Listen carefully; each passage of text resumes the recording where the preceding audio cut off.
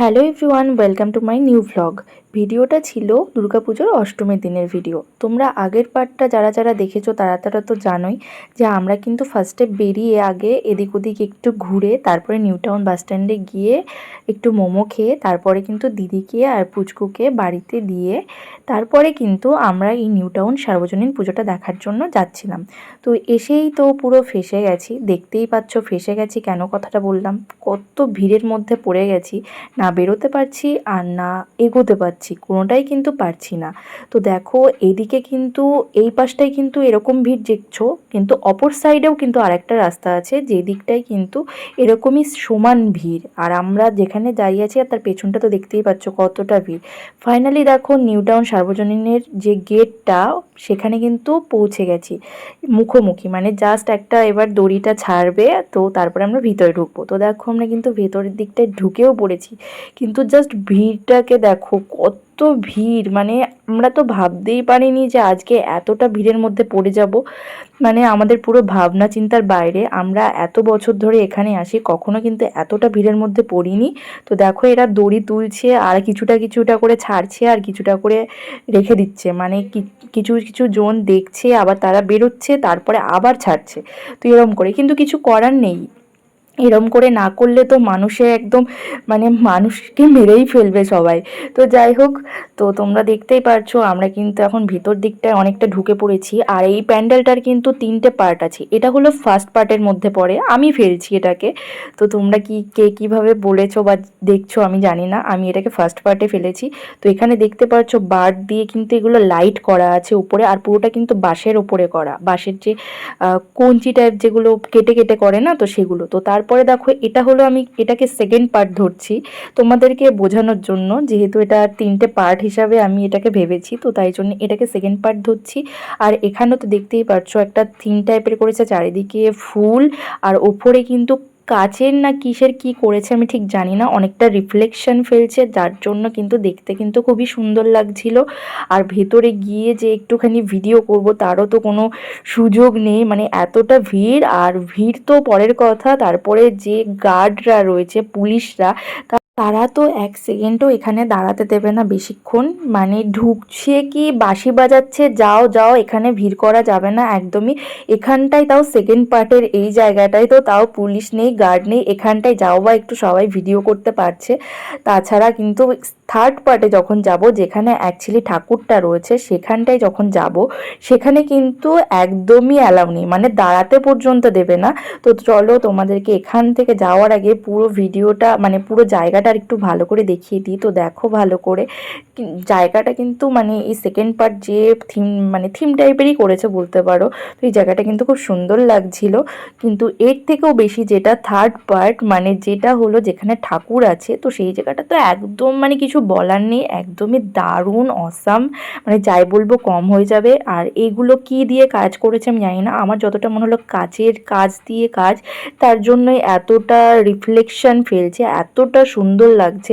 মানে ভিতরে ঢোকার পরে মনে হচ্ছে না মানে কোন জায়গায় আছি, মানে একদম অন্যরকম লাগছে। তো দেখো ঠাকুরটাও কিন্তু খুবই সুন্দর হয়েছে, আর তোমাদেরকে দেখো পুরোটা ঘুরিয়ে ঘুরিয়ে দেখাচ্ছি।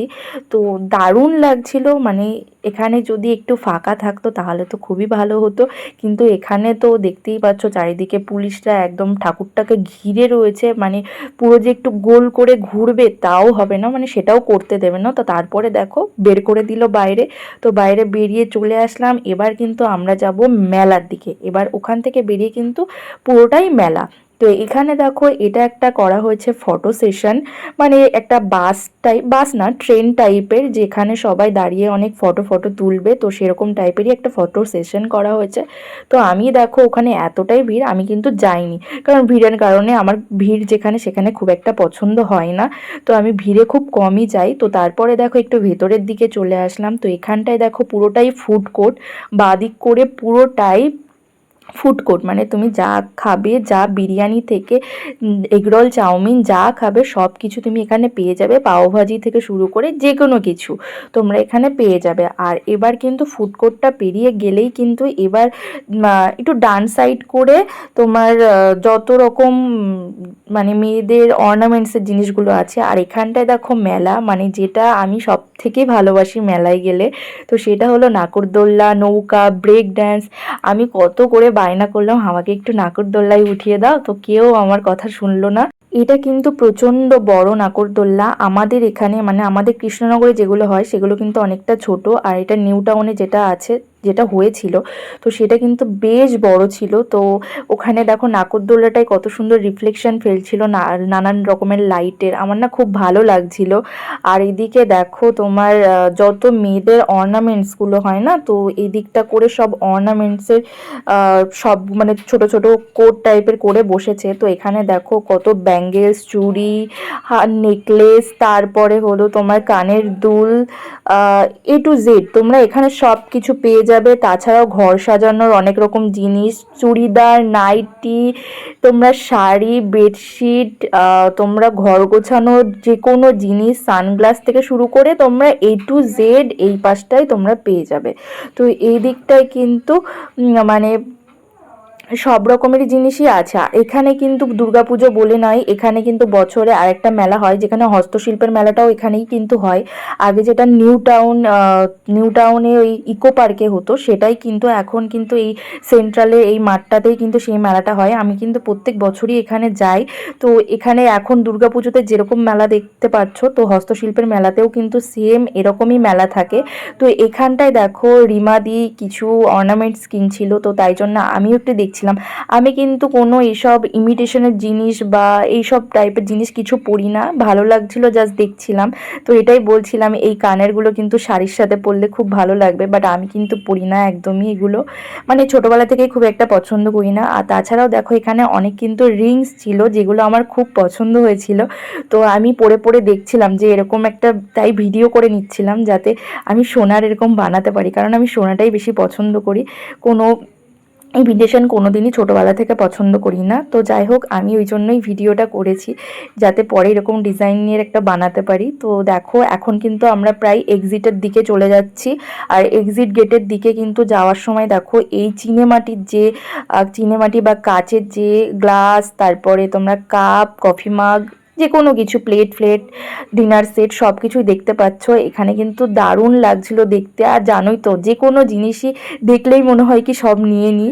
তো যাই হোক, দেখো আমরা এক্সিট গেট দিয়ে কিন্তু এবার বেরিয়ে গেলাম। আর এবার কিন্তু মানে আর প্রচণ্ড কিন্তু গরম ছিল, ভিড় ছিল প্লাস প্রচণ্ড গরম।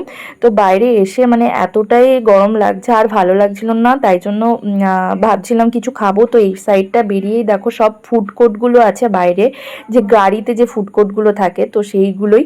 তো এখানে দেখো তাও কত ভিড়, যে একটা ফাঁকা জায়গা পাচ্ছিলাম না যে বসবো। তারপরে দেখো একটা ফাইনালি একটা জায়গা পেলাম যেখানে বসে একটুখানি ঘামটা মুছছিলাম। তারপরে ভাবছিলাম কিছু খাবো, বাট দিদি ফোন করে বলল যে আমি বাড়িতে খাবার অর্ডার দিয়ে দিয়েছি, তুই রিমাদিকে নিয়ে চলে আয় বাড়িতে, কারণ হলো বাইরে খাস না, কারণ আমি বাড়িতে সব অর্ডার দিয়ে দিয়েছি।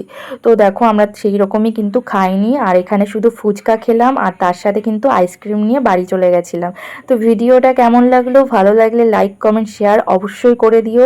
লাইক কমেন্ট শেয়ার করতে কিন্তু একদমই ভুলো না। আর পরের ভিডিওগুলো দেখতে গেলে অবশ্যই ফলো করে কিন্তু পাশে থাকতে হবে। তো চলো টাটা, আবার দেখা হবে নেক্সট কোনো ভ্লগে।